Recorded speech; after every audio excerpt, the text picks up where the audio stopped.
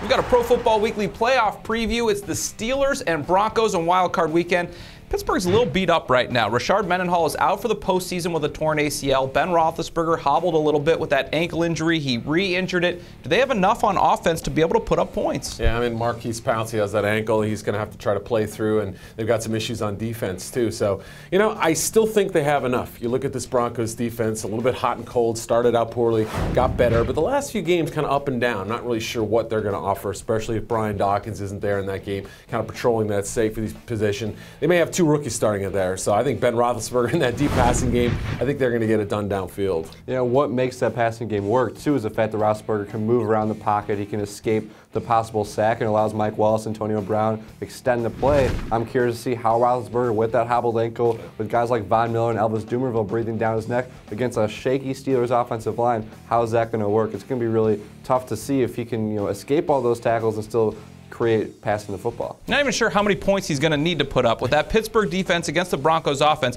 it may not be a lot. We know Tim Tebow, kind of lit the league afire a few weeks ago, but recently, last couple of weeks, really slowed down. It seems like people have caught on, especially in the fourth quarter. Does he have anything left to kind of show people that he can get it done against the Steelers? Yeah, I mean, he's been a 40% passer the last 3-4 games. He's, the 7 turnovers is obviously a cause for concern. I mean, teams have kind of figured out some things that are successful against Tebow, and I think obviously he starts slow in games. So I just think the Steelers probably need to get to about 17 points. I can't picture the Broncos at this point scoring more than that. Yeah, it's a really bad matchup for Denver. I mean, John Fox is going to take a look at it and figure out how to run the football against Pittsburgh, but it's a really tough thing to do.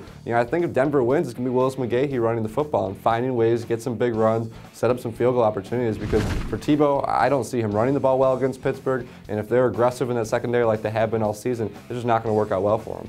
He's done it before. He surprised everybody when we didn't think he had anything left or be able to come back and win. This would be a big one if he could do it in the playoffs against the Steelers team. Any chance? I tip my hand. I think the Steelers win this game. And I kind of said that 17-point mark. I don't think they'll go much above that, maybe 24 points. But I think the Steelers can win this game and keep the Broncos to under 10. Yeah, I think the Steelers, there's so much experience on that side of the football as well. Mike Tomlin, Ben Roethlisberger, obviously been there before. We've seen Big Ben play through pain. I see the Steelers scoring, getting at their 17, 20 points. I don't see the Broncos breaking single digits either. A great effort this year by Tim Tebow and John Fox to get the Broncos into the postseason, but it sure seems like this is as far as it's going to go. That's a preview for this weekend. For the best coverage of the league, check us out at ProFootballWeekly.com.